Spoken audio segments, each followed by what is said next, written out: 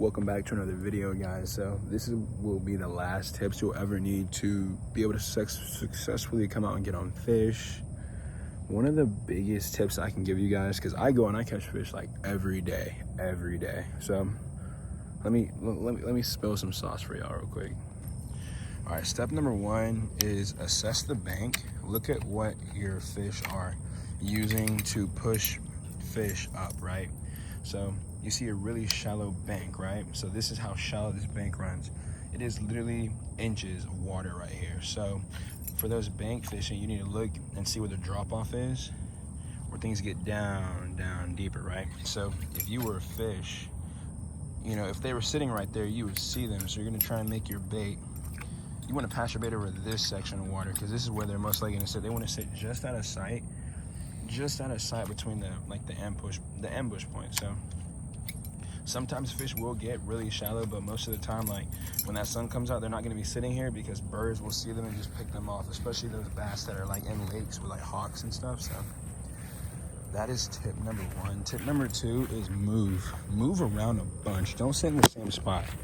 If you sit in the same spot and you're not catching anything, you're gonna have the same results over and over again, unless you're just praying all day that a fish is going to rotate into your location. You gotta go to them sometimes. If you sit and wait for a fish to come to you, you're going to be disappointed every time, straight up.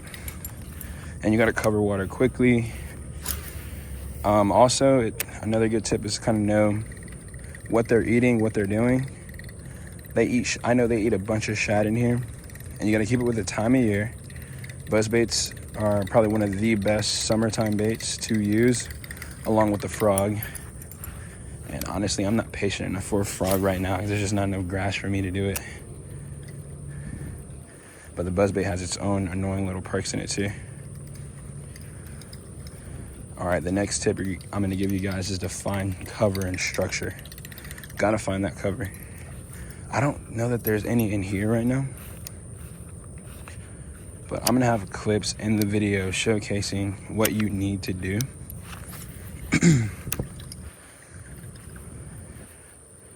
If you really want to try and catch some fish. Like, honestly, I kind of wish I had a different bait on so I could catch more to show you guys, but oh, and then tip number two is wake up early as hell. Don't wait until it gets hot as piss. The bite only gets harder as the day goes on this time of year in the summer. All right, that's what I'm showing you for now. I'm gonna get more tips. Just give me a second to get this formatted for all right, we're finna run and gun, boys. I'm not gonna lie.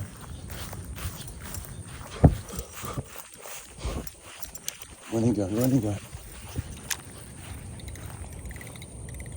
All right, guys, so a quick breakdown. So I fished a section of the pond, and then I rotated like at least 200 feet to cover and access new water, because that's when we're gonna catch fish. If you're not moving around from the places you aren't getting bit, you're not gonna give yourself the fair chance to catch one. I kept moving around until I eventually got bit. I knew I had the right bait and for the right conditions, and I knew I was around the right type of structure / cover for it, like this grass. It's dead through here, it's dead. If you just keep watching, we're actually gonna catch a fish right here just from rotating and just constantly moving to the next location. Being able to identify the water that's dead and not dead, it's gonna help you like catch fish, a lot more of them.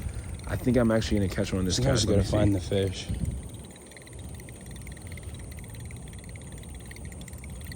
Ooh, there he is. Finally. Yeah, I know you couldn't stand it, boy. Oh, you got scammed, twin. Yes. So we were able to successfully catch a fish because we kept moving. We knew we had the right bait. So during the summertime, they're gonna be eating those shad and sometimes like frogs. But when they're schooling up on bait fish, a buzz bait is a great bait to throw. So just constantly rotating around the pond until you find the fish where they're at. If you're not getting bit, it means they're just not there. Because when you know you have the right bait and you're not getting bit, you know they're just not there. So you just got to keep moving until you find the fish that are actually interested in what you're throwing. So you just have to keep rotating, constantly moving and covering water. Now, the next tip I'm going to give you guys based on what happened to me is to slow down.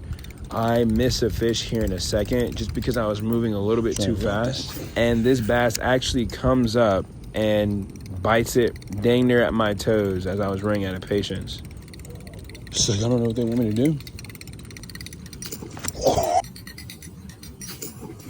Oh my fuck. Oh my gosh, bro. He's gonna come get it though.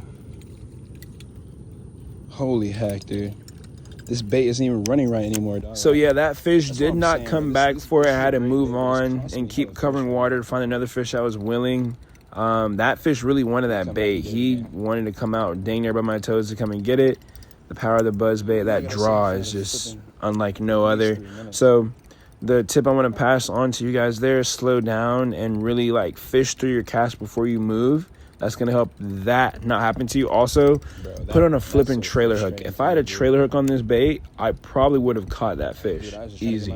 The next tip that I'm going to give you guys is target those bulkheads. These bulkheads hold fish and bass push bait up against them to try and, you know, corner them so they can eat them. So it is always great to have a bulkhead that you're working, because stuff like this can happen. I hear talking behind me, but I'm not going to turn my head yet because I'm trying to catch this fish. There he is. Come on.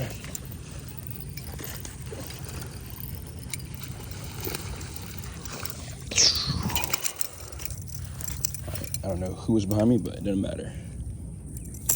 Oh, you flipping feisty, dude. Can I come up? Thank you. Scammed. Bro, got scammed, bro. Yeah, so honestly, the proof is in the pudding. Y'all see, I'm like, everything I'm telling y'all is working, and it's literally the methods that I run. I don't hardly get skunked in a lot of places. This is literally for me, you know, I've reached the point where I'm just looking for big fish now. Oh yeah, I found this cooler and I was like, they better not be keeping fish at this pond because it's catch and release only. Thankfully, I opened up it. Thankfully, I opened up this cooler and there was like nothing in it, so we're green. We're green. But anyways, we're gonna keep moving on the pond. I'm gonna show you guys another tip I like to use, and this tip is keep your like. This is just bad. Like, this is literally what. Sometimes you need a stealthy approach. So when you come across a bank that you're fishing, try throwing fish out of the lake to the other side of it and then working your bait in the water carefully, because when you're working your lure and you slide it in there just ever so gently. Oh my gosh, you flipping nailed it. Like I'm about to show you in this next clip, you can introduce your bait as something more naturally that kind of looks like a frog jumped in the water. I think I might catch one on this. Hey, let me skip to what I'm actually talking about. Yeah. So I'm gonna take this cast, I'm throwing it up on that concrete wall and then sliding my bait into the water, and look. Oh, he got it. Little guy. We got control. Hey, I'm telling you, I know a little something. So when you throw that bait up against that concrete wall or up on the bank and then pull it in, it looks like something natural kind of going into the water. I think I did it again and caught another fish.